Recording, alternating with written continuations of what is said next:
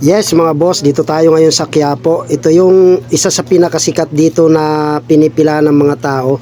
Jackpot tayo ngayon at natsimpuhan natin na walang mga gaanong customer o walang mga nakapila. Ito yung sikat dito na lumpiang sariwa na kinagigiliwan ng marami dito sa Quiapo.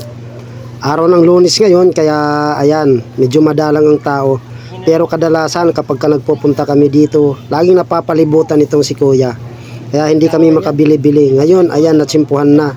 Ito yung partner ko, bumili na 4 na piraso. Para tigi-isa kami. At yun nga, ito isa to sa paborito ng partner ko. Kapag kami nagpupunta kami rito, lagi niyang gustong bumili nito, hindi niya lang matsimpuhan. Kaya nga kasi madaming mga nakapila.